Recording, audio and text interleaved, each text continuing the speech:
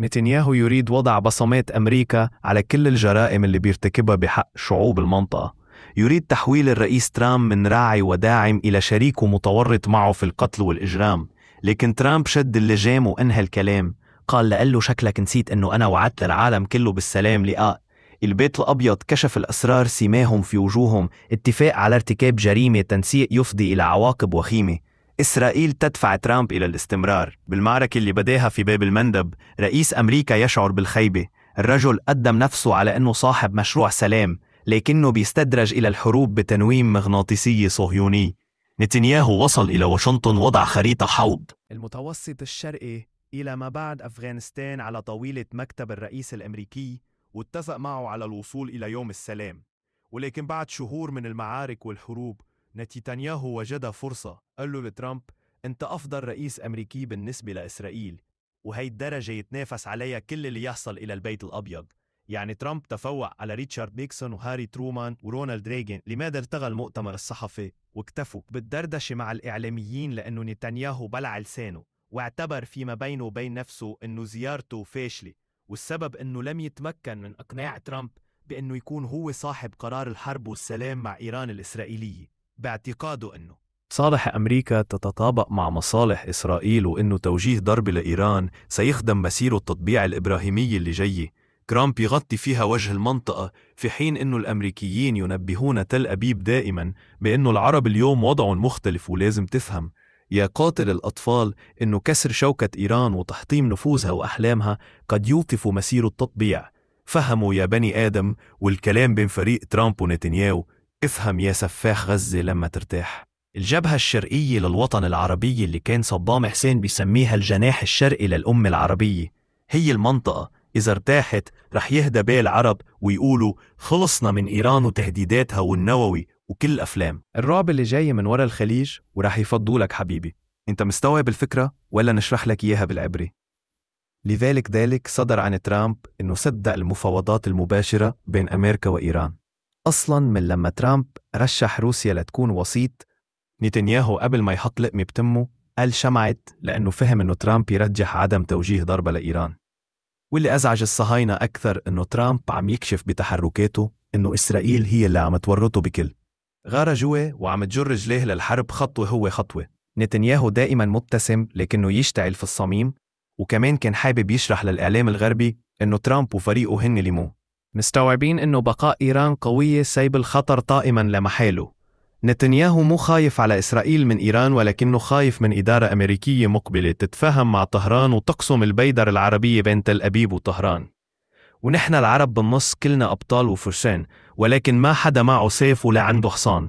ولذلك ما حكى شي نتنياهو، خاف تقلب المحادثات على زعل ويسيبه مثل ما صابلنسكي ترامب قفلها من الآخر. وبحضور نتنياهو المفاوضات المباشرة مع طهران بدأت بالفعل، والإيرانيين كانوا أعلنوا أنهم على استعداد للتفاوض غير المباشر. قال يعني تمهيد ودبلوماسية من شان ما يحطوها على حالهم إنه راقدين ورا المفاوضات. آن ترامب حكيها وقال الحوار بدأ، وحاج كذبوا مواربوا قولوا بلشنا ندفوا عوض، وحاج لفوا دوران، وبين إنه الإيرانيين ارتاحوا من احتمالية وقوع المعركة لما المتحدث الإيراني فرد جناحاته وقال للجيران العرب إنه توقفوا عن التجيش وتدتبوا للحرب، لأنه أي حرب في المنطقة رح تصير أثارها مدمرة على كل المشهد من بلاد الرافدين إلى شواطئ عمان والبحرين.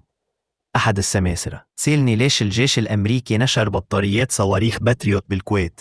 أحرجني الحقيقة، ولكني استعنت بمقولة ضابط روماني في بداية عصر النهضة: إذا أردت السلام فاستعد للمعركة. لكن الملفت للنظر إنه ترامب جاب سيرة سوريا وطلب من تركيا إنه ما تستغل ظروف سوريا الحالية، ولكنه ختم بولدنه قال واشنطن تريد خروج تركيا من سوريا وتريد من سوريا سلام مع إسرائيل. هات الجولان وخدها سلام. في شي هالحكي بالحقيقة من غير ضجيج محطات ومنصات بين أنقرة وتل أبيب.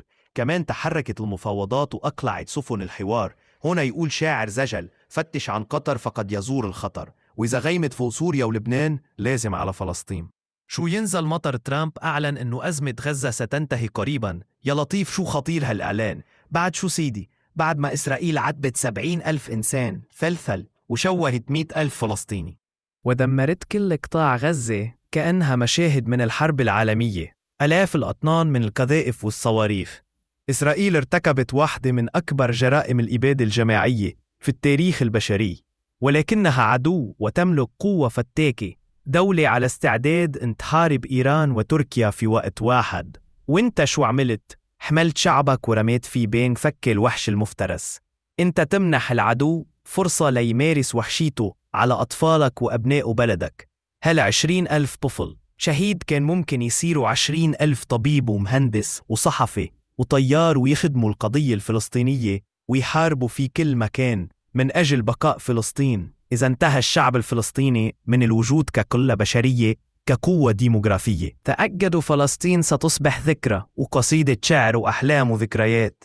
انت منحت المحتل المدعوم من أكبر دول العالم فرصة عظيمة ليقضي على سلاح فلسطين الأعظم، وهو الكتلة الشعبية العارمة. رحم الله على الشهداء الأبرياء والأبرار.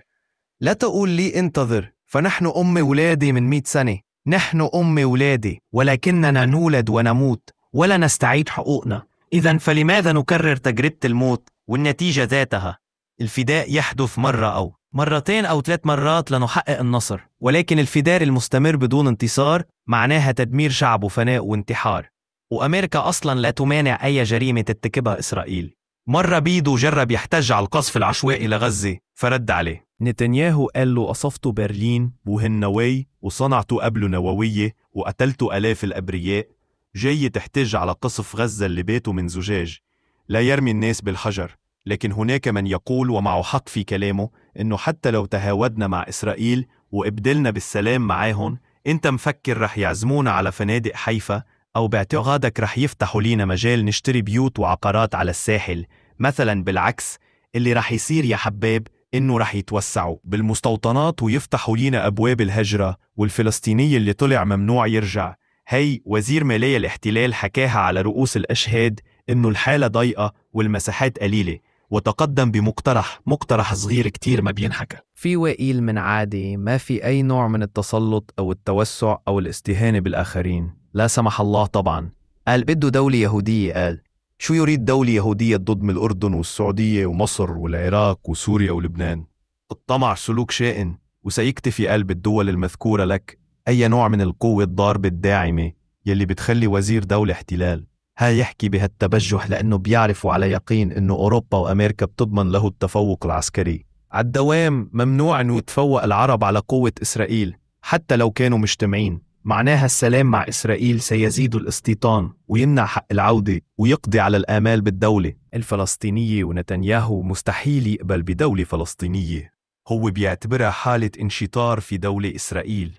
يعني هو مو شايف سلطة رام الله، معتبرها ديكور قدام الناس ونوع من المخدر للشعب الفلسطيني ليشعر بأنه عنده مشروع الدولة. ولذلك هو خايف، وكل الحكومة الإسرائيلية وحتى كل الحركة الصهيونية خايفة من المستقبل، لأنه المزاج العالمي ينقلب عليهم مع الوقت. حتى لو عاد السلام وانتهت مشكلة غزة، لكن القضية الفلسطينية أصبحت أشبه بكتلة نووية هائلة تتفاعل ببطء قاتل، موجودة في وجدان شعوب أوروبا وأمريكا، وتنتظر الوقت المناسب لتنفجر في حكوماتها وتنقلب على دولة. الاحتلال اليوم وضع العرب مختلف، وقبل لقاء ترامب ونتنياهو كان الرئيس الأمريكي يشارك عن بعد في قمة رباعية ضمت الرئيس الفرنسي إيمانويل ماكرون، والرئيس المصري عبد الفتاح السيسي، والملك الأردني عبد الله الثاني. وانتهت الجلسة بالتأكيد على تعزيز فرص السلام.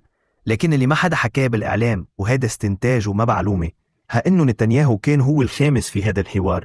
يعني منطقي يكون نتنياهو موجود في أمريكا، وترامب فاتح نقاش عن أزمة غزة مع القاهرة وعمان، وماكرون في مصر ومرتكب الجريمة موجود جنبه، فالنتائج اللي أعلن عنها كلها مختلفة. لاحظوا إنه كل واحد حكى شيء مختلف عن التاني، وهذا له تفسير واضح. أولا، لم يكن مطلوبا من المشاركين في هذا اللقاء الرباعي الخماسي أن يصلوا إلى نتيجة واحدة مشتركة. وثانيا، كرر المصريون فكرة حل الدولتين. ليه يا سعاد البي؟ لأنه الموقف العربي مبني أصلا على مسيرة السلام، والسلام من وجهة نظر العرب مبني على حل الدولتين. وافق الصهيوني أو لم يوافق، فالموقف العربي هادي حدوده وخطوطه العريضة، وكمان بذكر حل الدولتين. مناورة تكتيكية، حلوة هالمصطلح، مناورة تكتيكية. لنقول إنه نتنياهو ما كان معنا بالاجتماع، لأنه نتنياهو أصلا لا يقبل بدولة فلسطينية على الإطلاق، ويمكن حالف عليها الطلاق، بس نسيوا إنه ترامب ذات نفسه كمان غير موافق على حل الدولتين حتى لو ورد المقترح في محاضر الجلسات. يعني خلاص الجلسة إنه ترامب نجح في فك السحر الصهيوني على الإدارة الأمريكية بشكل مؤقت وجنب المنطقة حرب مدمرة. لو انفجرت لك أول المتازيين العراق والكويت، مرحوا البحرين والإمارات والسعودية، وإذا كانت إسرائيل مشاركة في المعركة من أول صيحة هجوم، فمعناها معادلة الدمار ستتغير، وربما سوريا تكون في الصف الأول مع العراق، وثانيا الكويت وبقية دول الخليج العربي. نحن فعلا أمة مشرزمة ونمر في أسوأ مراحل التنسيق والتعاضد العربي، وما حدا حاسس أو عاطي.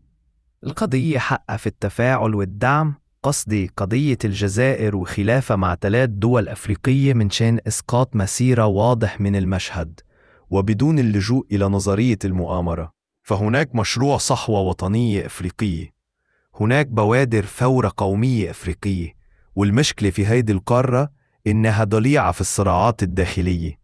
الكونغو، ليبيريا، أنغولا، تشادو، مالي وليبيا، وجنوب السودان، دارفور والصحراء والسنغال، كل أفريقيا كانت مغلة في دماء أبنائها. لكن الجزائر أقدر على تجاوز الأزمة كونها واجهة للقارة الإفريقية. الخطر في هيدي القضية إنه تكون أزمة احتياطية تنتقم فيها المخابرات الفرنسية من حكومة الجزائر على أثار الأزمة بينها من مدة قريبة، ومعروف إنه استخبارات باريس ما زالت تعيف فسادا وتسرق ذهبا ومعادن مشعة في إفريقيا. أن يتم تصعيد هذه الخلافات إلى مستويات عنف على الأرض، لأنه معروف في تاريخ العالم، في كل تاريخ التمدن البشري، إنه لا يستغني عن المعركة.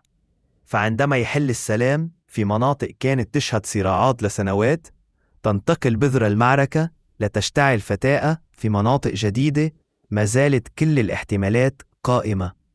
حتى لو أعلنوا نوايا السلام، فكثير من آيات الخير والنعمة لا تصل إلى أهلها ومستحقيها، لأنها كانت على موائد اللئام. كلنا نأمل أنه يحل السلام في كل مكان، وأنه تنتصر الجزائر وسوريا ولبنان وفلسطين دون أن يطارد أبنائها الرصاص، وأن تنتشر الحضارة في كل الدول العربية، وأن يسود التقدم في كل علم واختصاص، وأن يحل الأمان لكل أبناء قطاع غزة، ويشهدوا أمر الله في عدوهم المحتل بالعقاب والقصاص.